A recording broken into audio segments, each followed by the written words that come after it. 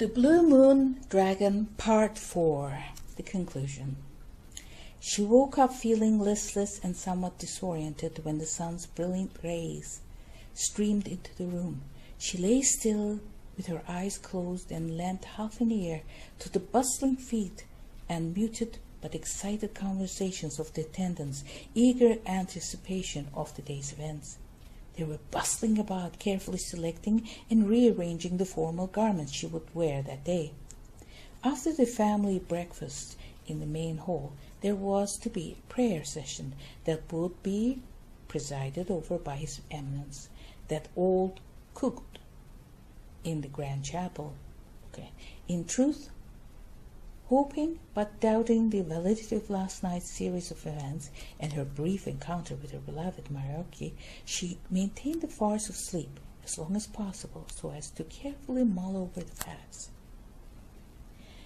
The day's tedious ceremonies and events seemed to last forever, but as soon as she could, she seized the first available opportunity and snuck into her room, locked the door, then proceeded to check the drawer. True enough, in there a strange blue garment was folded, but it was not gleaming, or as extraordinary as she recalled. A moment later she fetched the ring from its hiding place and carefully examined it, running her fingers absently over the strange inscription underneath. She next brought out the moonstone bird and, caressing it, kissed its beak before placing it back. The garment, despite its apparent simplicity, was secretly treasured by her. Thereon, after each blue moon, when everyone retired for the night, she would without fail quietly don the blue garment and sit by the window waiting for her beloved to return. But he never did. As a small consolation, she would feel his presence and warm embrace her as she sat while the garment, basking under the moon's rays, brilliantly glistened and came to life with countless dancing stars. She was eventually forced to marry a prince whose kingdom's alliance was a political necessity. In time she bore 3 children. Her life in that other kingdom seemed surreal as she functioned within the perimeters of acceptable behavior for the wife of a crown prince who then became a king. During these years, she never wavered once from an initial promise to her true beloved and wore the blue cloak every blue moon.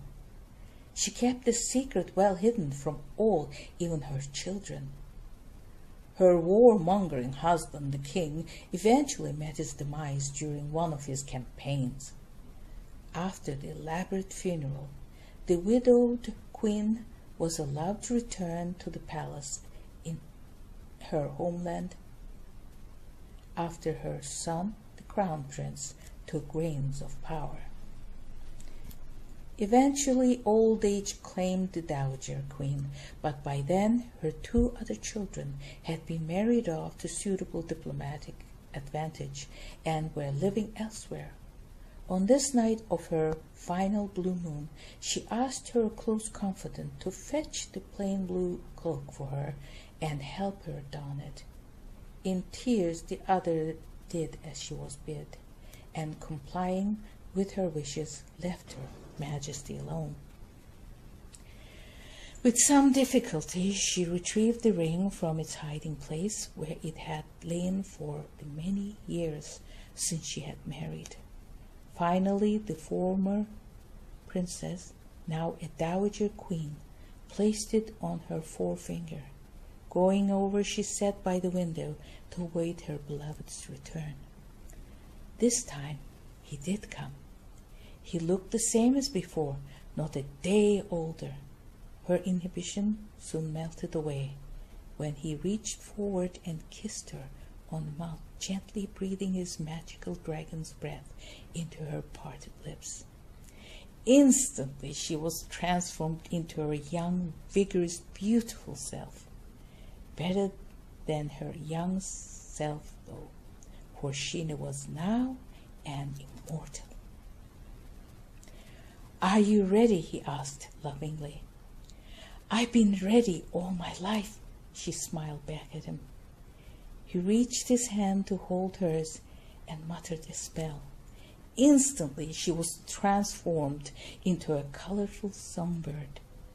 I have so much to share, so much to teach you, he elatedly laughed.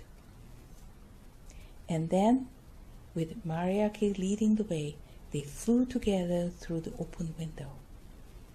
The following morning, when the chief attendant entered the Dowager Queen's quarters to waken her grace, there was no trace of either Her Majesty or the blue garment. The end.